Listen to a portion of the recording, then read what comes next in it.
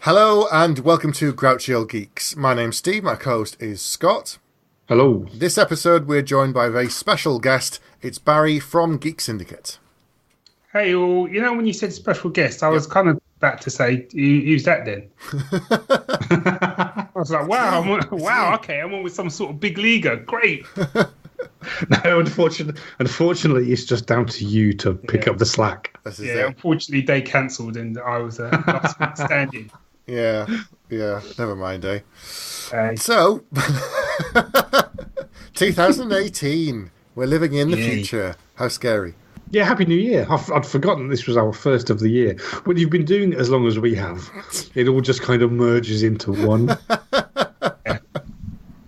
Yeah, been there. 10 years. 10 long. Oh no, I think this year's 12 years for the GS. Yeah, because it will be because this is our 11th year. We can easily remember that because our old password to upload podcasts had the year in it that we started. Nice. It's true. Glad you said old password as well. Yeah. Don't worry. It's all changed. It's all changed. It's now the password's I love Barry. 94. Yeah. Geek Syndicate rocks with an X on the end. Cool. Right, so it's a new year. There must be some news, surely. There isn't a lot. It's been quiet, hasn't it? So it was exciting in the run up to Christmas. Yeah, and now we're just kind of like as we were kind of saying before we started recording. We're kind of it feels like there's a little bit of a lull. This is the calm before the storm. Mm-hmm. Yeah, things are going to pick up. There's a lot of stuff coming this year, but I've got a few bits of news to talk about. Go for it. Actually, let's let our special guest go first. Go on, Barry. See, I'm so glad because I was about to sort of go, oh crap, I haven't got any.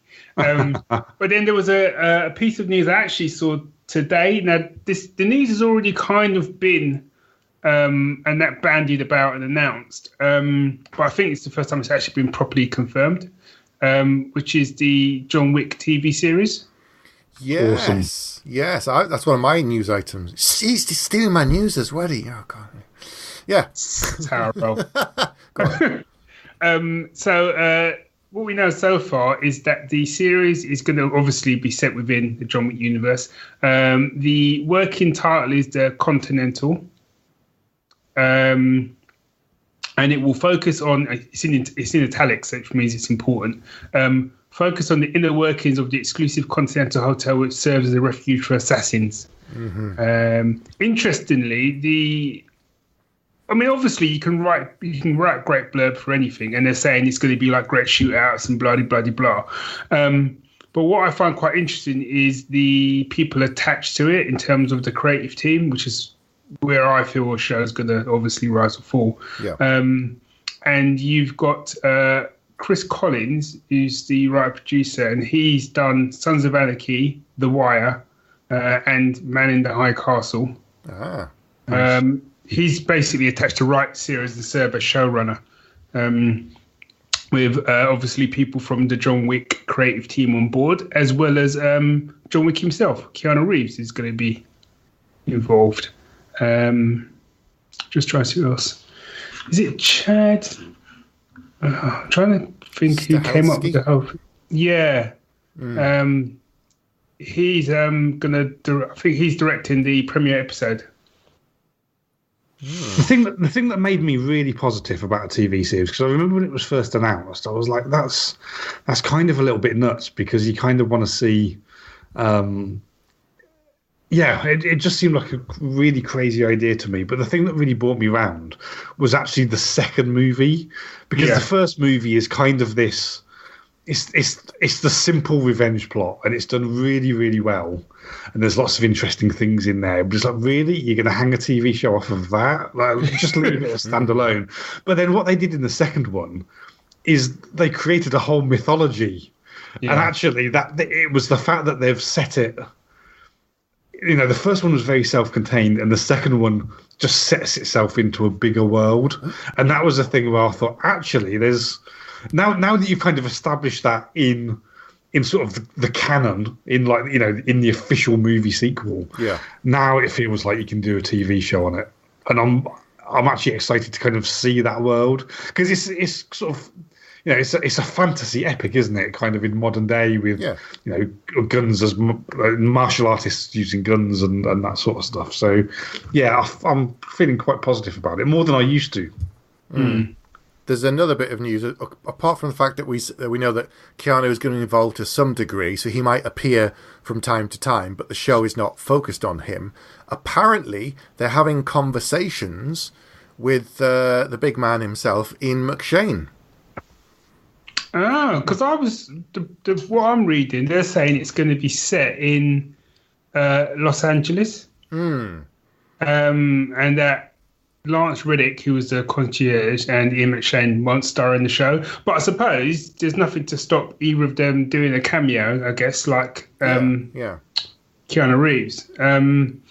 I personally think if they stick with cameos, I think it will work much better as a show. And that it kind of becomes its own thing, because Scott's right. I think the first film. What was great about the first film was it gave you the hint that there was a larger world out there. Mm-hmm. But you could have just had John Wick, and that would have been it, and I would have been happy. Yeah. And I was quite nervous about the second film, because I thought the first film was so perfect. Why mess about with it? Yeah. But the second film kind of took that concept, and it didn't give me another film. It didn't give me a typical sequel in that it was just the same film again, but bigger. It kind of expanded the world that he was in. It made the world bigger, if that makes sense. Yeah, absolutely. And by the end of that film, all the I loved John Wick in it, and I loved all the stuff with him, but I wanted to know so much more about the world he was in. And I think there's one scene where I thought this world is a lot bigger than I thought. It's a really small scene, but it's when he's having the big... they put the sort of bounty on his head in the middle of the film, and then he's kind of like killing loads of them. Yeah. And then he gets I think he gets shot or whatever, and he kind of runs into the subway, and there's just a beggar. Yeah. And he just drops 2 coins in, and up until that point, I just thought the guy was a beggar. Until he dropped the 2 coins in, and the guy just pulls out guns and takes out some blokes. I was just like, "What the hell world is this?" Yeah. So you really want to know, the high table and markers and stuff like that. So I think there's a lot of scope to really go to town with this and give us some John Wick-esque characters. Yeah. And like you say, make John Wick the big bad that sort of comes through every so often. Yeah, I'm all good with it if they handle it right. The good news is they're also not going to do like 22 episodes a season, because that would kill it. They're talking about doing 8 episodes a season at the moment. Yeah. Oh, really? Yeah, so they want to keep it tight, which I think works, because if you're forced, if you know that that's how many you've got and that's it, and they don't suddenly go, oh yeah, next season we've got 12, then next season we've got 16, you're like, you kind of... I think it's better they just do that many and keep it lean.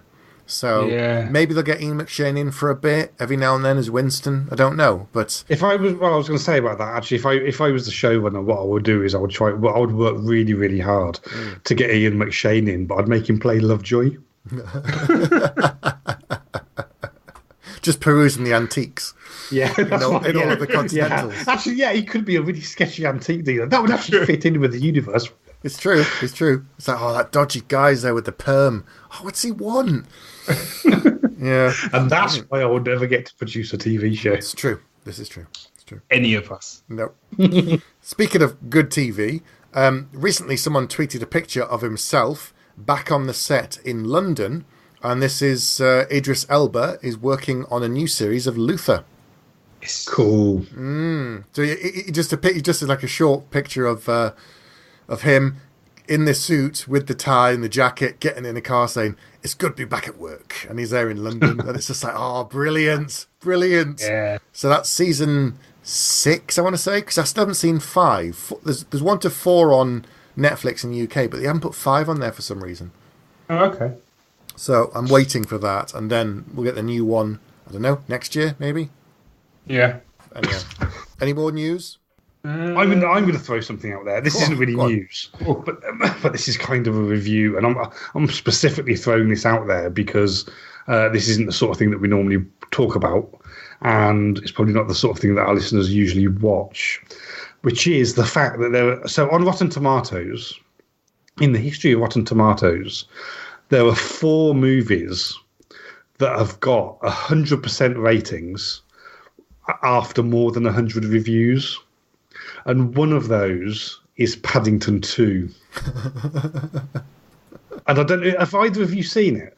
No, I've not seen it either. No, I've seen the first film. The second one is a masterpiece. It genuinely is. It's just incredible. It's this sounds like I'm making a joke, but it's one of the most tightly plotted films I've ever seen. Wow. Like there's a whole, there's a whole little intro where it shows you what the family's been getting up to and what Paddington's been getting up to and stuff. And there isn't a single thing in that opening blurb, which is, seems mostly there for comedy, that doesn't kind of have a comeback later on in the film. It's just not a second of that film is wasted. It's such a genuinely brilliant film. I just think everybody should watch it. Wow. I never thought after 10 years that's what we'll be talking about. It's genuinely phenomenal. It's such an achievement to take, some kids' TV, I guess it used to be a book or something like that as well, but to actually turn it into a film that's genuinely that good. Mm. I'm not even, it sounds like I'm trying to be ironic or weird or funny, and I'm not. It's just, you should definitely check it out because it's just so brilliantly done from beginning to end. All right. To be fair, you're not the only person that said that to me. I've had quite a few people say, "Have you seen?" Dan's well on about them all the time. Yeah. To be fair, so yeah, you're not on your own. Yeah, just awesome film. I have a bit of news. Go on, Murray. Did you guys see Creed? Yes. Did we ever? I won't bother asking if you enjoyed it. I think that's quite apparent. Obviously, I massively enjoyed it. So they're doing Creed 2, but they've apparently it's going to have Ivan Drago's son in it. Yes, this is it. Brilliant. But the person that apparently rumored to have been cast is a Romanian boxer. Have you heard this? No, I haven't heard this. A Romanian boxer, Florian Big Nasty Montinu. I'm sure I've murdered that name. And I can see a picture. I mean, if you go to Hollywood News afterwards, you'll see him. But I saw a picture of him and I'm like, okay, yeah, I could buy him as Ivan Drago's son. Yeah. So yeah, I'm really looking forward to it because I think I saw Creed I think it came on Netflix. I didn't even see it when it came out or anything like that. So it was when all the fuss had died down, I watched it and enjoyed it so much more than I was expecting to. Uh-huh. So I'm really looking forward to them doing a sequel to it, and I'm quite interested in the idea of it being Ivan Drago's son, because I think you can go to some quite good places with that, given the fact that Drago killed his dad. Yeah. So it's the sons of Apollo Creed. Yeah. Versus Drago in the ring. So they wanted to get Ryan Coogler back. Unfortunately, he's too busy doing other things at the moment. So apparently, Stallone wrote Creed with Coogler, I think, and Coogler directed it. But this time, Stallone has co-written the script with the Luke Cage showrunner, Chio Hodari Coker. Oh, okay. So what a team. Yeah. So they're filming in Philadelphia, of course. They start in March, and it comes out November this year. So it's pretty quick. That is a quick turnaround. They don't mess around at all. Well, to be honest, that's what happens. That's what happens when you don't need a team of 800 people doing visual effects. Well, exactly. True. Yeah. But Creed was such a surprise. Me and Pete were super nervous about it. We talked about it in Bags of Action, and then we both absolutely loved it. And it's in my top 3 Rocky films now. Creed. It's that for me. It's that such a good film. And given now that we're in an era of kind of handing over the baton to a new generation, that's how you do it, right? That's better than they did in Force Awakens or Indy or all of these other things. That's true. That's how you kind of do a remake, but you reboot it and you give more energy into it. You give the previous generation something really cool and interesting. It just felt flawless to me, the way it was done. It was incredible. It was incredible. Yeah. I've got one more bit of news that it's not relatively that new, but I don't think I've spoken about it on the podcast, and I want to get both your opinions on it recently, really, because it's quite important in terms of comics, and we don't tend to talk a lot about comics, and we really should. So, after, I think it's 18 years of working for Marvel Comics, Brian Michael Bendis is moving to DC. Now, everybody must have heard of him. He's written every single book pretty much under the sun whilst at Marvel, from Avengers to Fantastic Four to X-Men to Daredevil. I think his Daredevil run was the thing that got me back into Marvel in a big way. That and the other Marvel Knights book and Alias that he did right back in the day, and all of that stuff, and Ultimate Spider-Man and so on. And so after a long, long time, there's rumours that he was going to go, and it never happened, and he kept taking his contract on for a few more years. But finally, it's kind of a big shift that he's going to go over to DC. And the news is one of the books he's going to be writing, which is not too big a surprise, is Superman. Awesome. Thoughts? I think so. So my initial thought is that actually what Marvel has lost and DC has gained is far more than just a writer. Like he's more than just kind of the sum of the individual comics that he's written. And actually what it feels like, again, so I'm gonna start. You brought up comics and you say we don't talk about them often enough. I'm gonna kind of bring up the movies now, which is probably really bad and annoying. But what Marvel really seems to have in the movies and TV show stuff that they're doing is like a really, really amazing vision, and DC just don't seem to be able to quite plug into that. And maybe he's the person that can kind of bring everything that DC's doing into something that's a bit more kind of coherent and that people want to experience.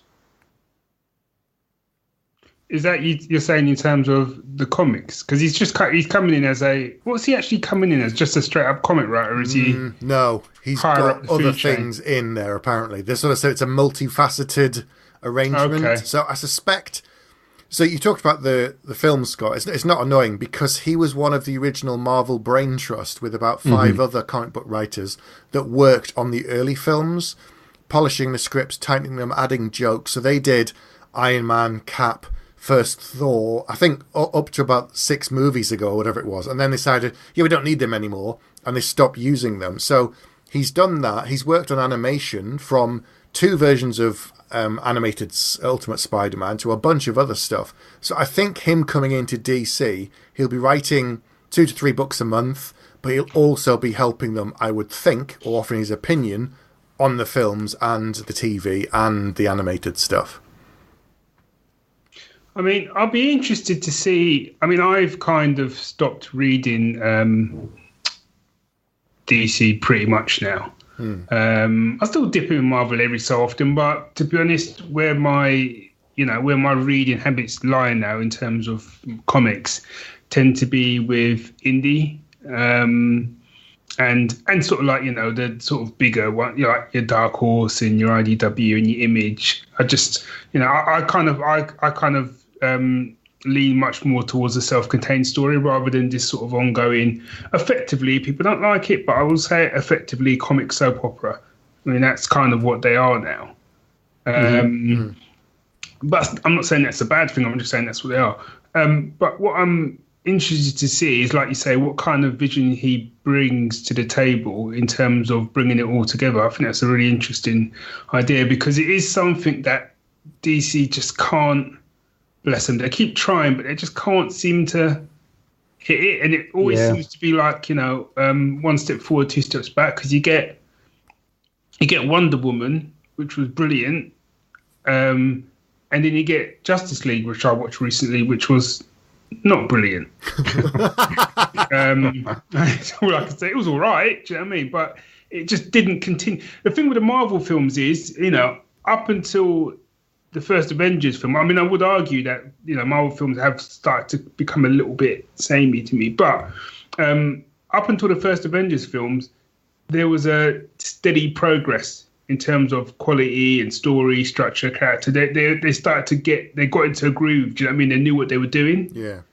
And they knew where they were going with it. And now, we've got Infinity War this year, which I'm about as excited about that as I was for the first Avengers film, because again, I'm finally got that kind of like, I don't, can they pull this off? That many characters? Because I was thinking that with the first Avengers film, So I'm really excited about that. Whereas I think with DC, they just can't. I don't know. They just can't seem to get themselves going. And I think part of it is because, weirdly, they listen too much to us, to fans. Mm-hmm. I think, and I think with the Marvel stuff, they had a clear vision of how they wanted to do it, where they wanted to go, and they just did it. Yeah, I think you're right. After everyone else, they just did it. Whereas I think with DC, whether or not you liked slightly going off the topic now, but whether or not you liked Man of Steel, Batman v Superman. Yeah, I'm not saying asking that. Whether you like that's irrelevant. The kind of concept of having it a bit darker, a bit more kind of giving us this idea almost like what would be like if gods walked the earth type thing. That's what they were kind of going with, and that did set it apart from what Marvel were doing, rightly or wrongly. Yeah. But when I saw, and I thought Wonder Woman kind of continued that, yes, it was a little bit lighter, but in a different way. It still got that kind of epic, a goddess walking the earth type thing. Whereas with Justice League, when I watched it, it felt like I was watching a completely different tone to what I'd seen before at those films. And it just felt to me like they'd got so much backlash over it that they were just scrambling over themselves, trying to fix stuff. Mm-hmm.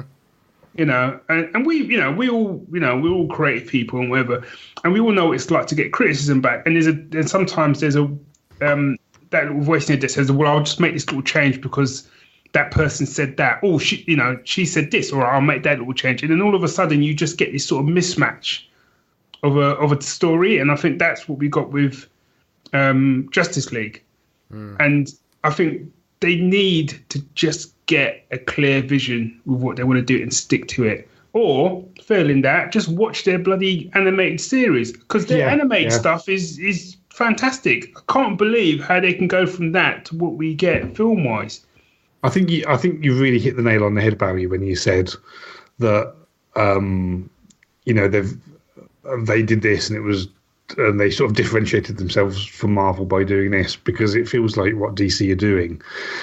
And I think this is the problem with what DC are doing, is that it kind of feels entirely a reaction to something.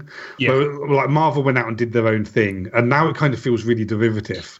But it feels derivative just because they're so damn good at doing it. They've managed to churn so many of these things out. You kind of like, well, now this just kind of feels like I'm watching a TV show because you're doing so many of them. Whereas actually, the only thing that I have in my head when I'm watching anything that DC is doing at the moment is there's a bunch of people in a room saying, "Oh, well, Marvel have got this cinematic universe. We can really dig into that." But actually, what differentiates us? We're a bit darker. Does darker work out? And then they point to some accountant in the corner that's typing stuff into a search engine, and always go, "Yeah, darker works really well with 16 to 24 age group." And it feels like that's how they're designing their universe. Yeah. Because it feels like everything that they're doing is either in terms of the way that they're copying Marvel, in terms of having a cinematic universe, or in terms of how they're trying to be different. Everything feels like it's contextualized by, well, what's Marvel doing? How can we do it but different? And that's the problem. That like you say, Marvel just kind of didn't listen to anybody. And essentially, we've had superhero movies for donkey's years, for decades. But actually, it also at the same time, it feels like Marvel kind of invented their own genre within that. and DC have just been trying to catch up for the entire time, and I've got a lot of sympathy for them because I've always been a DC guy, but they just can't nail it, and it must be so frustrating, like being in that room, like looking at these movies coming out, just sweating, wondering whether you're about to, they're about to replace you with some other set of accountants that can do statistics better. I think it's because of you saying the guy in the corner, does dark work. I almost think that they went, well, what have our most successful films been? Oh, well, it was the Nolan Batman films. They were dark. Right, do that again. And that's what they did. That's what they did with Man of Steel. That's what they've done with Batman vs. Superman and all the rest. They're going, it's bound to work because that worked. Not taking in any of the other factors that made those a success. And the other thing is as well that Marvel gave themselves a lot more freedom in partly because of contracts that were already in place, but DC are going with Batman and Superman, who we've seen all the time, whereas actually not that many people that weren't comic fans would be that familiar with Iron Man and Black Widow and the comic version of Thor, and these are. I'm not going to say they're obscure characters. Well, some of them are like Guardians. But nobody knew Guardians. Yeah, they're obscure compared to Batman and Superman, right? And actually, that kind of, in some way, that kind of restricts them. Yeah. I think. I think all of this, bring it back to Bendis, is that one thing he's really, really good at is he can take the big stuff. He can do the X-Men books and the Avengers books and the Spider-Man, and do them well. And him doing Superman, I'm really curious to see what he does. But more interesting is when he takes another project, something that's a character that's fallen out of use, or it's a joke, and he breaks it apart and rebuilds it into something else that makes you care about the character like never before, and that suddenly it's really, really popular. It's like, I'm not saying Daredevil wasn't popular, but the level that he's got his own TV show, I mean, come on, Daredevil? And you can say, Iron Fist and how bad that was, but the fact that Daredevil got his own TV show, and he did a fantastic run that they've pulled on and used in the TV show. So I think he's going to do that at DC, as well as doing the big stuff. I'm more interested in some ways with him coming and doing, right, I'm going to do a Plastic Man story, and everyone goes, oh, that's ridiculous, the character's a joke, he's hilarious. No one's ever had a series more than 8 issues, and it's like, challenge accepted. And he'll make you care, and he'll make you cry, and you're like, oh my God, this is incredible. I mean, look at like Tom King, who's one of the big writers at DC, who's done phenomenal stuff on Batman. But equally, he said, right, I want to do Mr. Miracle. And everyone's like, Mr. Miracle? Really? And it's one of the best comics I've ever read. It's one of these things that, he did Division, and that's won awards, and it's absolutely amazing book. And he's doing the same with Mr. Miracle. So it's that kind of off-center project I think Bendis will excel at. And there again, you could suddenly get a TV series. I mean, look how many how many DC TV series there are. In 5 years' time, they could go, right, that thing that he's just done really successfully for 4 years in comics, let's do a TV show about that. I mean, I'd like to see him. I mean, the character isn't a this unknown character or whatever, but it's obviously Dave's favourite character. But because I was a massive fan of Bendis when he did all the Powers comics, I'd like to see him do The Question. Yeah, that would be good with Vic or Renee. I don't mind which. Whichever. I think he could do a cracking job on that. Yeah, he's done a lot of crime comics, so interesting times for sure. I also think in some ways it creates an opportunity at Marvel to say, oh, we've got a new editor-in-chief. The sort of golden child, as it were, has now gone to DC. It's a new era for them, in a way, to maybe break out the mold of what they've been doing recently that hasn't been as successful as they'd like. So interesting times ahead for both of them. And neither wants the other to fail, because if one does well, the other does well. It lifts them both up. So I'm be keeping a close eye on what he gets up to. Right, any more news, or shall we crack on? I reckon we should crack on. Okay.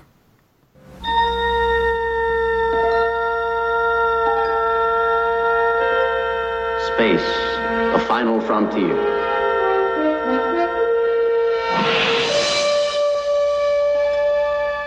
These These are the voyages of the starship Enterprise. Its 5-year mission, to explore strange new worlds, to seek out new life and new civilizations, to boldly go where no man has gone before.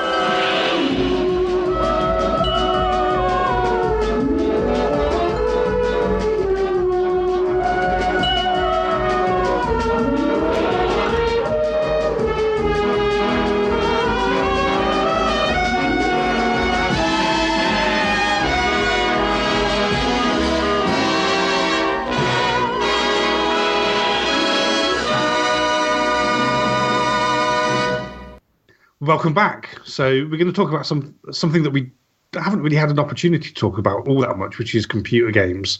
And I've been playing computer games almost my entire life, and I've also been a Star Trek fan almost in my entire life. And it just so happened that over Christmas, these two things came together in a really amazing way. And I had genuinely, I think, one of the most amazing computer game experiences I've ever had in my life, which was playing Star Trek Bridge Crew.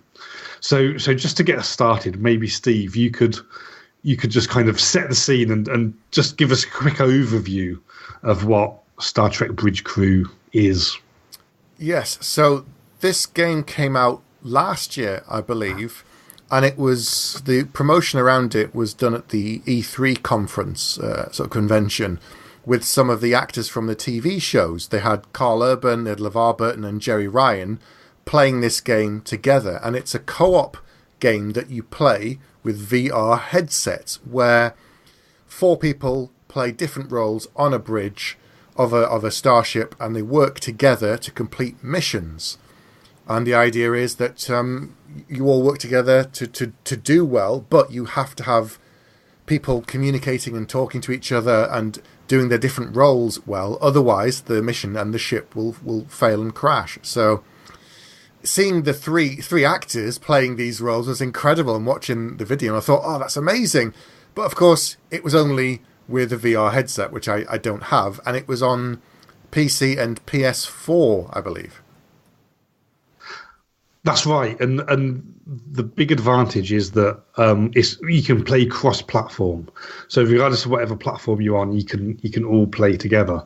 And just before Christmas, I bought myself a VR headset on the PC, and then it just turned out that it was almost this perfect storm of 4 of us getting together. So me on the PC with a VR headset, you, Steve, on the PC without one, as well as Ant on a PC without one, and you, Barry, on the PS4 with PlayStation VR. Yeah, I was lucky enough to get a PS4 VR headset for Christmas.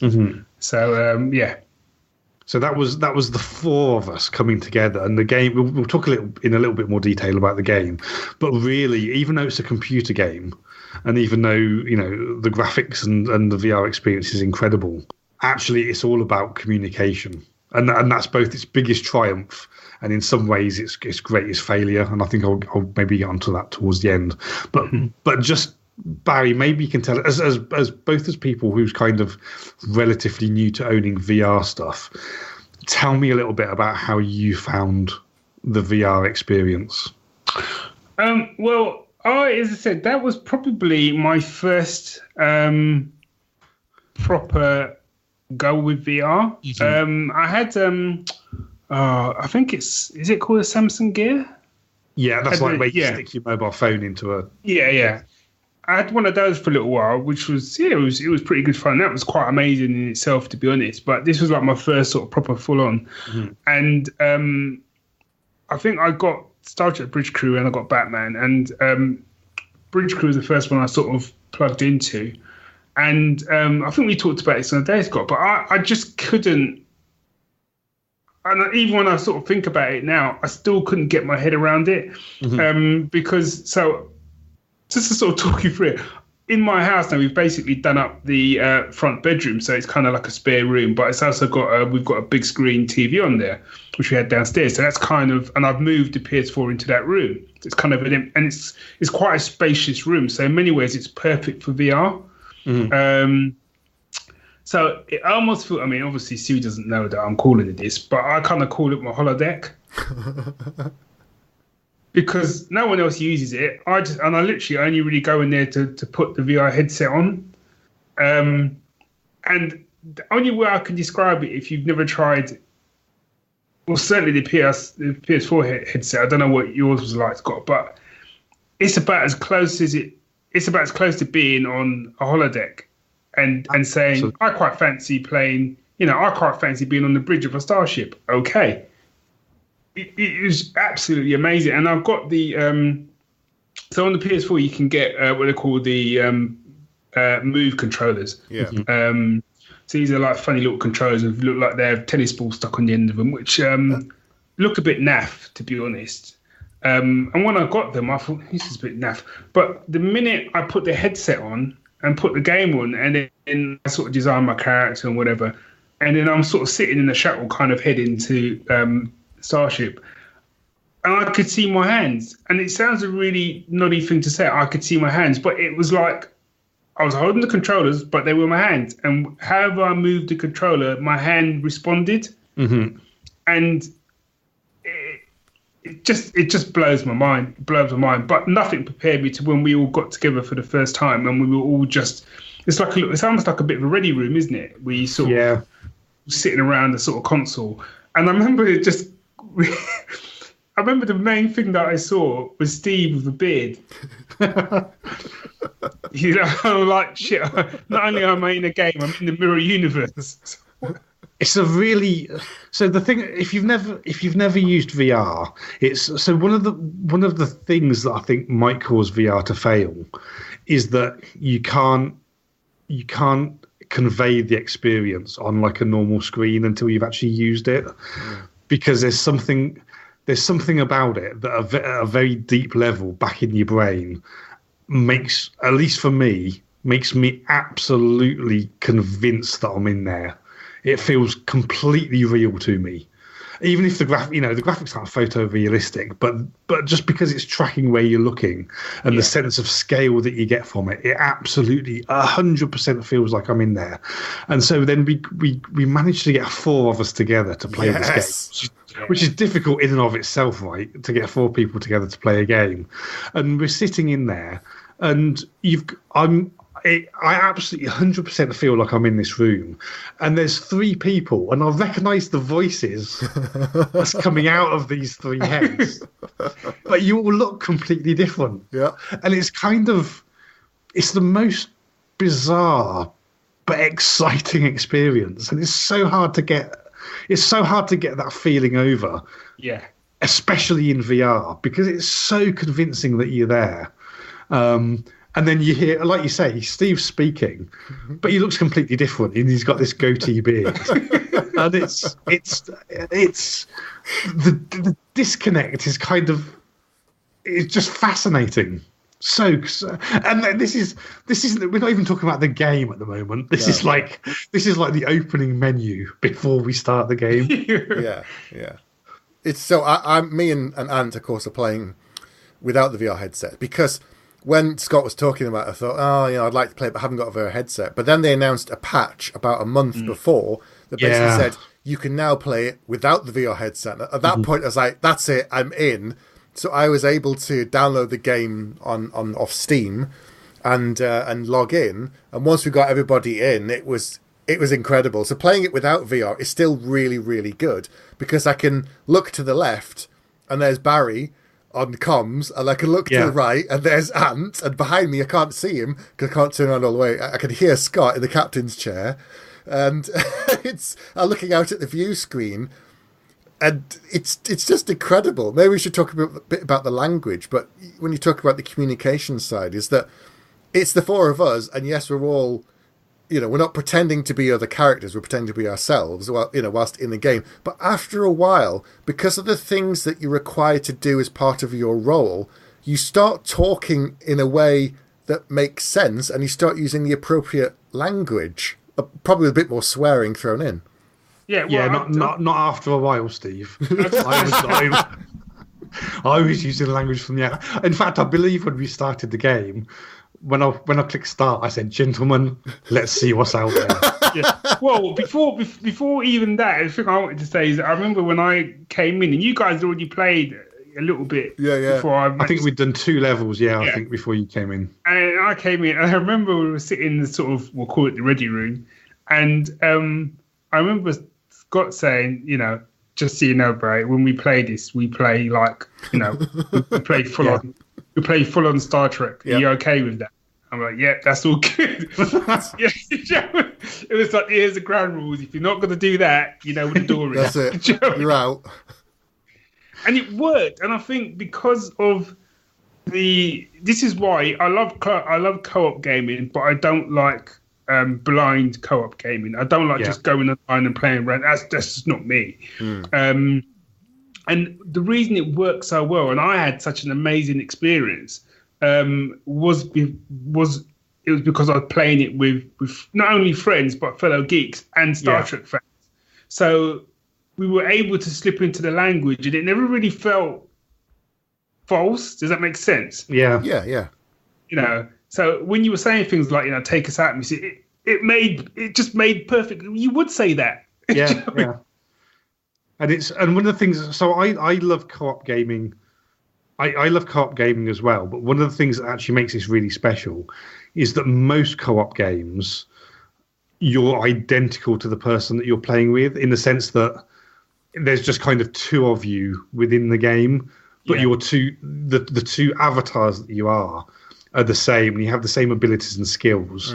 You're just going through this thing together. But the thing that's great about this is it's really, really asymmetric co-op. Like there's 4 of you playing, and then one of you's the captain, one's tactical, one of you's helm, and then the other's the engineer, and you've all got completely different things to do. And actually, if you look at what each individual person has to do, it's relatively simple, but all of the complexity comes in from how you operate together. Yes.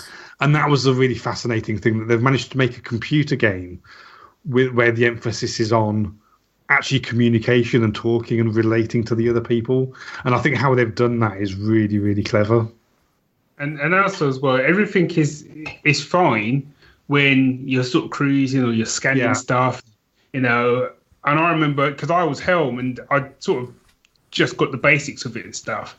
And I thought, this is going all right. This is quite good. It's great. And I'm able to look around. And I remember the first time I did it in VR, and I looked around, and like Scott was like in full on Kirk mode, just kind of lounging in the captain's chair. Oh yeah. And I was just like, this seriously, my gaming doesn't get much better than that for me. No. And when you sort of said, I think you said like go to warp stage or whatever, and my hand was over like the warp lever, and then I sort of pushed my hand forward, and my hand sort of reacted and pushed the lever forward, and then went into warp. And I'm like, I'm just living the dream.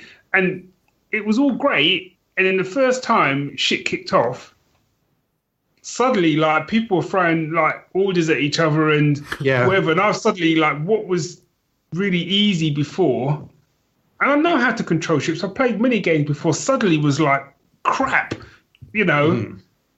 I'm trying to get to warp, and I'm trying, oh God, what's that button for warp again? Because everything's going off and explosions are happening and red alerts on, and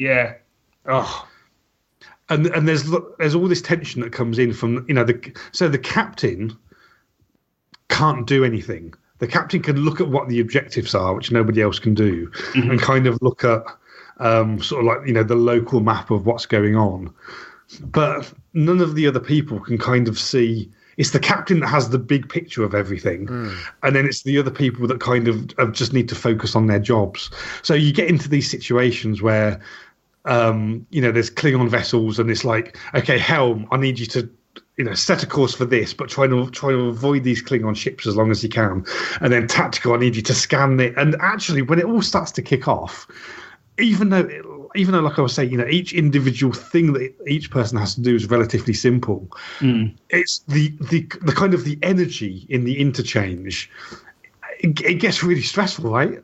Yeah, it does, because I was playing tactical, and so Barry's on helm. He's trying to navigate us around these things and get us close to it, but not too close so I can scan it. At the same time, engineering is trying to give power to the engines to get us there, but also have enough power on standby for the weapons in case we're attacked, and I have to raise shields and fire phasers and transport people over and have to lower the shields, and it's all this kind of countdown thing. I remember we were trying to teleport these people off a damaged ship, and there are Klingons nearby, and it's like, okay, I need 20 seconds until 20 seconds more, and the Klingons are like 10 seconds away, and it's like, okay, as soon as the last one's aboard, raise shields. It's like 10 seconds, 9, 8, and we're counting it down, and the Klingons are coming, and the tension just builds because you can't do it all by yourself. You can't just push one button like in some games and that fixes everything. There's no MacGuffins in this. Yeah, and like you say, Barry, the beauty of it is that we just, again, because of the people that we are, we just naturally fell into the language of the show. So that made it, it was essentially a role playing game in some ways. There it wasn't, like you say, it wasn't forced. It was this show was kind of soaked into us so much. We were just able to use the right language that made it feel like being there. And so when the four of us played, Ant was captain and I was engineering, and we all just called him Sir. Like, just because he's the captain. What else would you call him? Yeah. And it just felt right, and it just felt like being there. And then again in VR, stuff's kicking off, and there's literally like a fire 4 feet to your left. Yeah, I know. Bridge on fire, sir. Part of me knows this is a game, but actually a much larger part of me thinks that the bridge is on fire. Right, yeah, and I'm still at my post. Yeah, if it was real, Barry's already be in the escape pod and blasting off. Yeah, I'm right. Or using Dave to plug the hole or something. Yeah, it's true. It's true. Oh, but it was fantastic. Even not playing it in VR, it was great. I got pulled into the atmosphere because I can hear you guys. I'm talking into the mic, and I can see everything that's going on, and it's really engaging. It's that thing of, even when you play other co-op games, you're not a version of yourself. You're a version of a specific character. And you're all sort of on par, but as you said, Scott, you're not really on par. You've got different things to do, and you have to work together. Whereas other games, you don't necessarily have to work together. Someone can die and the rest can succeed, but this is like, you're all on one ship. You have to do this, otherwise you all get blown up, and that's it. Mission's over. Yeah, and I mean, I don't know if Scott has, but I've played both. So I've played VR, but one of the sessions that we played, I think it was in the afternoon, one of the later sessions we played, I played that on my PC, just because Sue had gone up to bed, and I don't think she really wanted to hear me shouting dialogue from Star Trek. And she went to sleep. So I thought, maybe I'll take. Are you married her? What? Maybe I'll take that to the office. Steve's right. I mean, VR is amazing, but like PC was fantastic. I had a really great time with it because I could use the mouse and look around and stuff like that. And even though I didn't have the VR element to it, the cooperation element was unchanged. Yeah. And I've always wanted a game like that where you're like a crew. I've always liked that idea.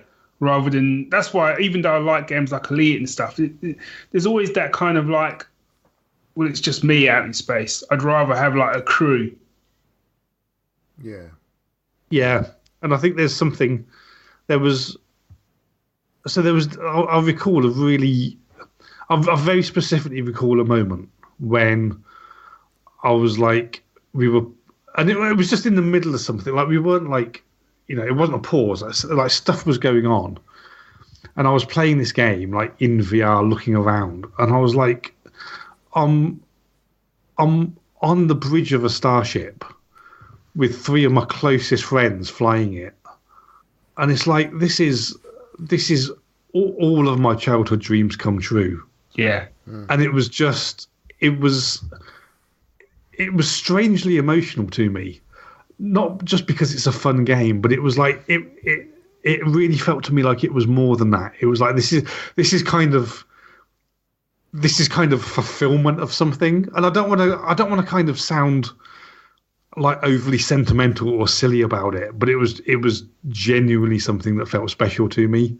And it was just an amazingly cool experience. It was like, I've kind of, a part of me is, there's a chunk of me whose home has always been on a starship, and now I'm managing to actually experience this. I'm not just experiencing this. I'm experiencing this with like close friends of mine, and we're sharing the experience. And I don't feel like, I could be wrong, but I don't feel like any game has made me feel like that before.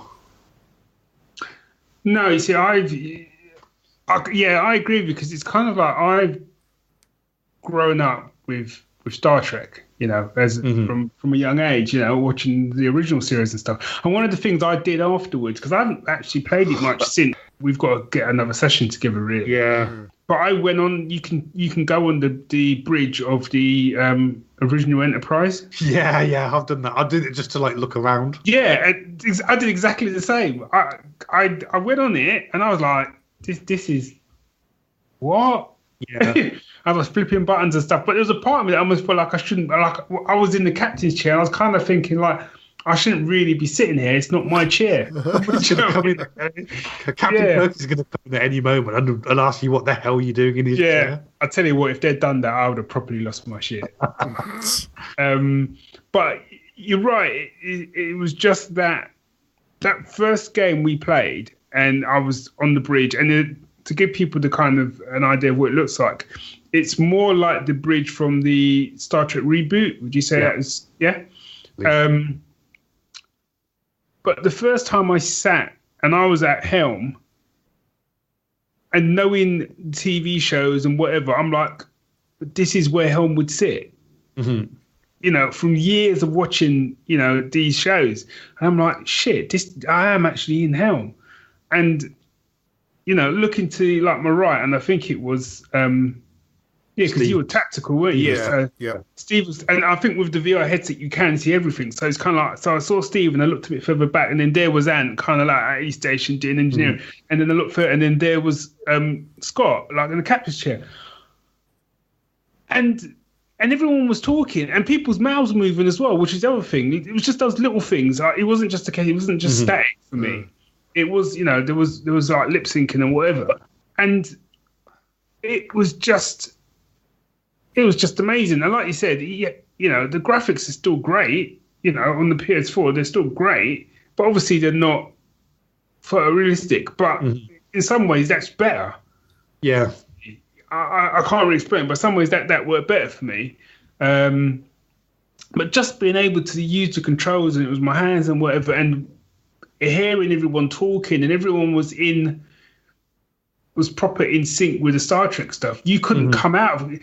I think the thing is like, I didn't feel like I was having to be in and out of character. Do you know what I mean? It was like everyone was just on it. So there was no. Yeah, it wasn't like it wasn't like you were It wasn't like you were a character that you were trying to role play, but it was like you were Lieutenant Nugent. Yeah, and your job was to pilot this starship. It's like we were ourselves, but we were there. Yeah, and we knew what we were doing.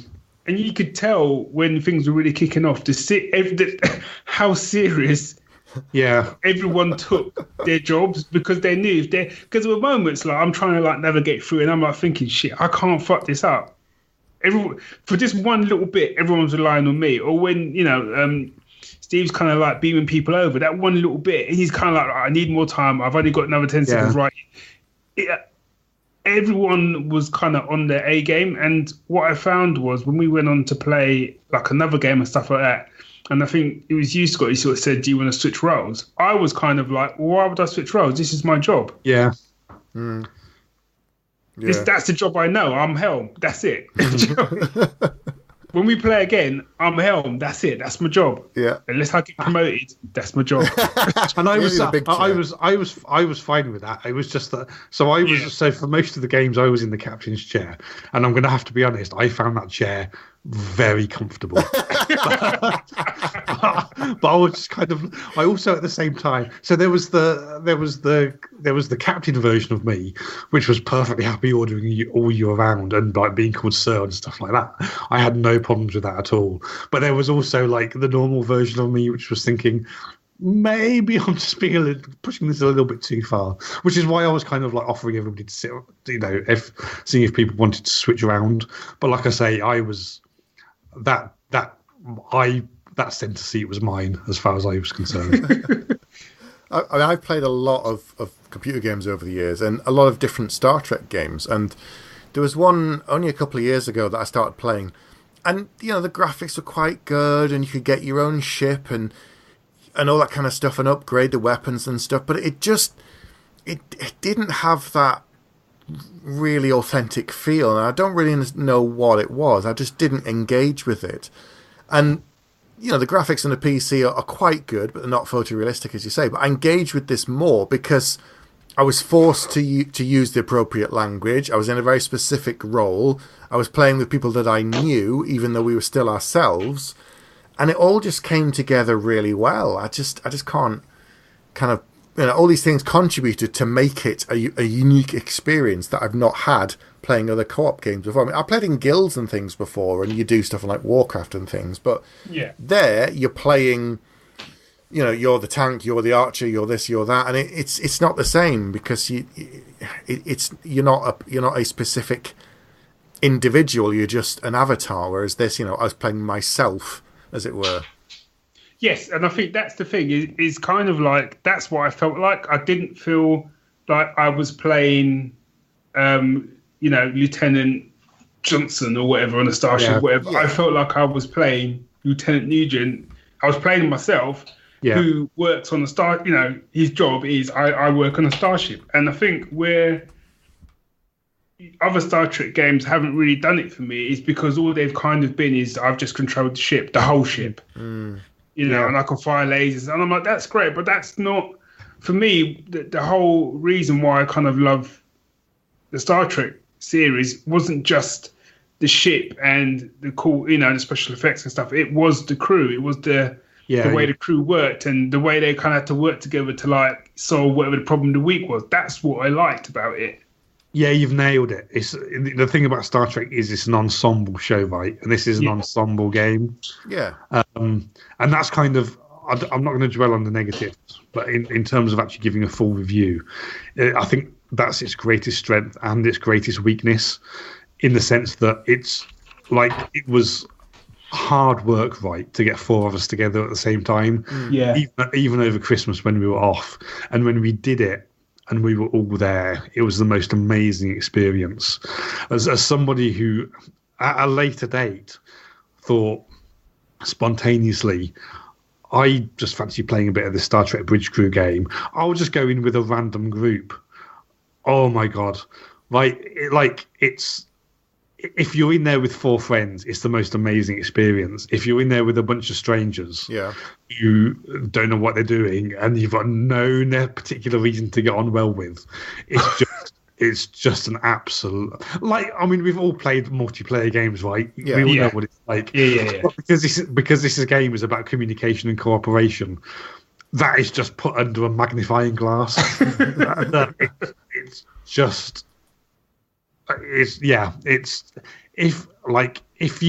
If you're listening to this and you think about getting the game, if you can persuade three of the friends to get the game, maybe not three, if you can persuade two of the friends to get the game, then I would recommend this above almost anything.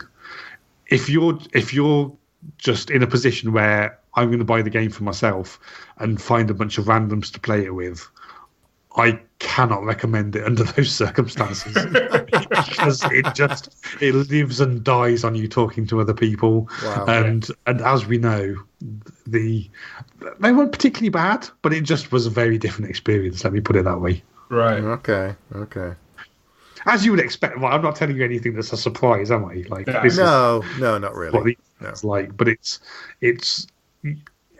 if you can't play it with friends, don't play it, is what I'm saying, basically. You can do it with AI, though, can't you? You can, but it's not. First of all, so you can, as the captain, you can control any of the non-human characters in it. So if there's 3 of you, you can sort of do the engineering role. What I would say though is if you were playing just completely solo, then I don't really see the point of playing the game because it's all about speaking to each other. Yeah. But you could complete the levels, but I don't feel like you've had the experience that they're trying to give you. If there's 3 of you, then I reckon what you would do is what we did, which was have captain, helm, and tactical, and then just have engineering kind of doing their own thing as an NPC, with the captain occasionally, controlling them a little bit. So you can do it with 3. 4 is better, but don't do it alone and don't do it with strangers. That sounds really dodgy. You can apply that to all sorts of things. Don't do it alone and don't do it with strangers. Sentence out. Words to live by. I think that's a fair summation, really, of life. Don't do it with strangers and don't do it alone. Don't do it alone. Don't do it. Take that as you will. Apply it to all walks of life. One really cool thing to say is so Barry, you've played on the original Enterprise. Yes. So they've got these procedurally generated missions where you can play on like the 1960s Enterprise. I did it out of interest, but they've done it so well, Steve. I don't know if you've seen it. No, not yet. But what they've done is they haven't just kind of built a version of the 1960s Enterprise where everything's kind of exactly the same, the way you control things. It's like if you're in the captain's seat, if you look at the local map, you pick up one of those black clipboards with the map on. So it's like they've properly rethemed it. They haven't just like built the old bridge and then all of the holographic controls are there and stuff like that. They've rebuilt it and completely redone the UI to have that same theme. Wow. I can't wait. I can't wait to get playing again. We need to do it. Yeah, we need to do it. Got to sort it out. Yeah, we should. Yeah, we definitely should. Excellent. That's where. That's a part of me lives on that ship. He's still there now, waiting in space dock for the rest of us to turn up. Yeah. I'm going to mention one more thing as well, and this isn't going to interest anybody apart from possibly you two, which was possibly my proudest moment. Unfortunately, Barry, you weren't there, although I did tell you about it. Was that you could actually? So we tried to do a mission, me, Ant, and Steve, and we died. And then when you came on board, Barry, we just completely nailed it. Right. But I was in the role of captain, and I knew that.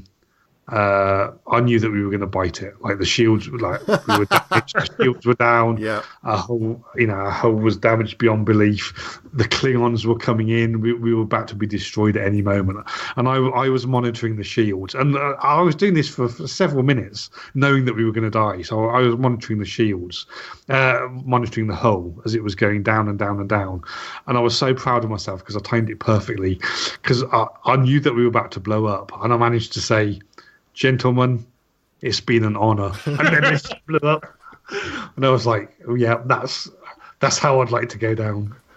See, so now I'm going to have to, like, when I come back in, it's going to have to make myself up as a Klingon officer and then just wait and just go, well, it's all kicking off. Today is a good day to die. I think just as things start going wrong, I'm just going to cry havoc and unleash the dogs of war. I think the only thing that's missing is a self-destruct mode, so we all have to put in a code. Yeah. Oh, we need that. I wish they'd put that in somewhere. Where it's just gone completely pear-shaped, and okay, this is it. Alpha code, self-destruct code. Picard, Alpha 1. Yeah, all the self-destruct... This is off-topic, but all the self-destruct codes are so bad, aren't they? Is it in Star Trek 3, I believe Kirk's self-destruct code is 000. Like, to give it its proper inflection, is 1111, isn't it? 000 destruct. 0. He's the kind of person that gets a chip and pin card and doesn't change it from the original pin of 1111. Yeah, that's it. You just reset your pin. Nah, I'll just keep it as the bog standard one. It's like, dude, people will guess it. They'll never guess it.